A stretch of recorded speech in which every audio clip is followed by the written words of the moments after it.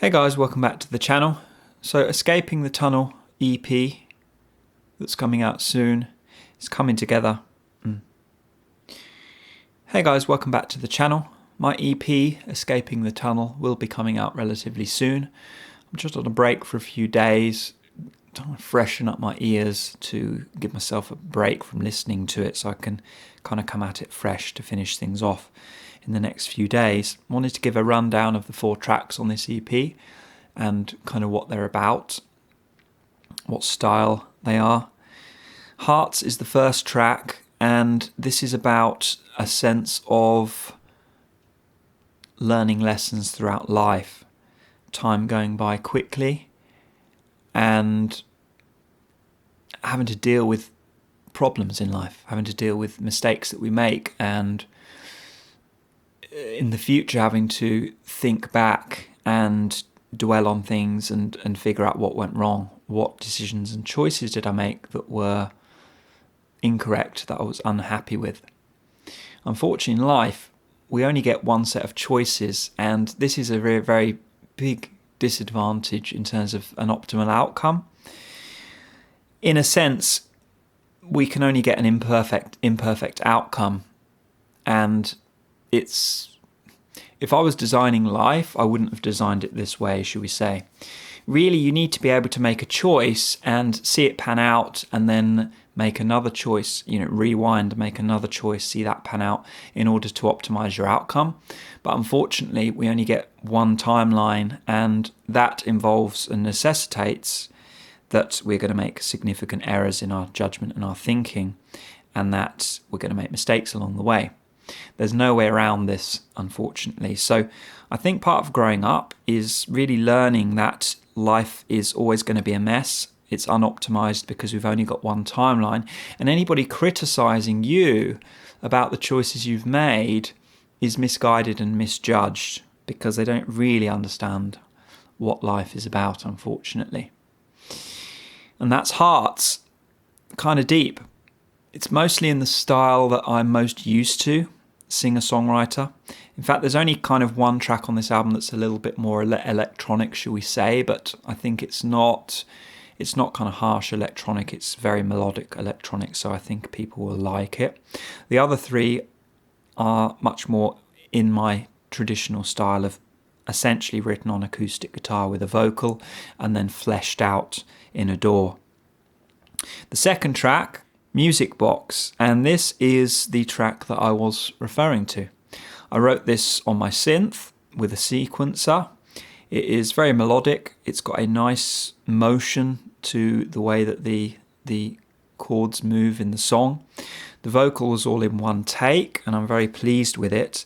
And it's a little bit new. The vocal kind of hits fast, and it's not in the normal way I would write a song, but I'm real pleased with the way it's turned out. It's quite a short song, and I think it's probably the strongest on the record in terms of the vocal for sure, and just generally how the track kind of pulled together at the end. It just really works well. What genre it's in, I'm not really sure. It sounds to me like a melodic, kind of fast melodic motion with an interesting twist on the actual lyrics. It's kind of a bit contrary, this song, because the melody is very pleasant and nice and resolves very easily and naturally, whereas the lyrics are pretty much questioning authority, questioning government, questioning the state, questioning how effective they are, how effective they think they are versus the results they actually get. These types of questions are what the lyrics are about. So they aren't fitting into a nice, pretty melody, shall we say. But that's what I like. I like interesting music, or I like to develop interesting ideas in my lyrics that are backed up by something that people actually wanted to listen to. I think this is the best combination.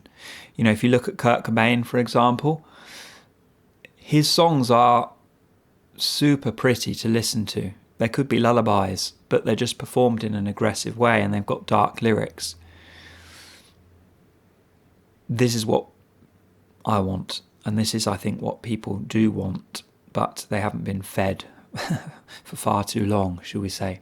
Next is Apathy. This is a personal song about a difficult experience I went through a few years back. It is a sense of alienation from the group, alienation from the herd. Many of my songs are like this because I've had 2 or 3 experiences in my life where essentially I've been disowned by either family or friends, and I've made decisions that I regretted, and sometimes I've chosen to follow what I think is true over fitting in, and learnt some very difficult lessons about people and about how humans are and how they interact. I had to learn those lessons the hard way, unfortunately. Many people will fit in their whole life, but they don't learn much. Whereas if you choose to push against the grain, push against the herd, you're going to learn things about humans and learn things about yourself, but you're going to have some other challenges that make you feel like you are being pushed away, which often you will be, unfortunately. It's part of the world, sadly. And the last song is called The Woman I've Known. This song is a little bit more, just to finish up on Apathy, it's again more in my own style, more acoustic and vocal based, and a song that is very much in my ilk. The last song is called The Woman I've Known, and this is more in I'd say it's like some people say it sounds a little bit country. It's certainly in the American tradition of kind of Nashville songwriting, that type of songwriting. And that's kind of how I wanted to write it. A very by-the-book type song with verse, chorus, bridge, verse, chorus, that type of thing. Very, very clearly put together correctly and very melodic. A much more standard vocal throughout that I'm kind of happy with. It's relatively balanced through there.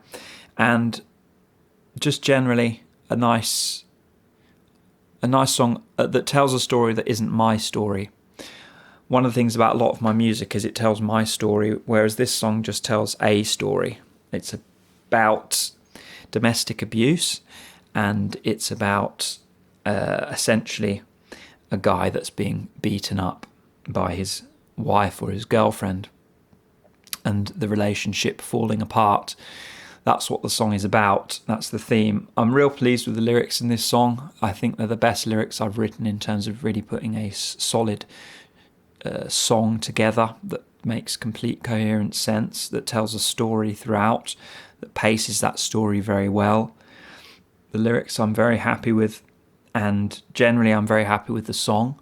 I'm actually entering this song into a competition, a songwriting competition, over the next few weeks that will be announced. I think the winners will be announced later in the year. So I kind of needed to finish this EP to enter this song into the contest, which is kind of the broader goal of this EP, is to try and maybe win this contest or get some good promotion in terms of getting this track maybe onto some blogging sites, things like that. We will see. In terms of finishing up, I'm aiming towards the middle or the end of March to finish up and release this. So it shouldn't be long, probably in the next 4 to 6 weeks. And then it will be out, and I will be working towards rehearsals for busking and performing out in the streets over the summer. And then I will be thinking about my next recording project towards the winter again, when I have a break from performance. So yeah, I'll update you guys when more comes along in terms of the release date and when and how people can listen to this record. But I am optimistic, at least, that this record's going to at least be one that I'm pleased about, that I feel like I've done my best with over the next, few years. When I look back on it, everything went well with the recording, real smooth, real easy, much easier than any record I've produced before, apart from a couple of hiccups that maybe I'll go into another time. And that's it really, guys. I'll catch you very soon. Take care. Bye bye.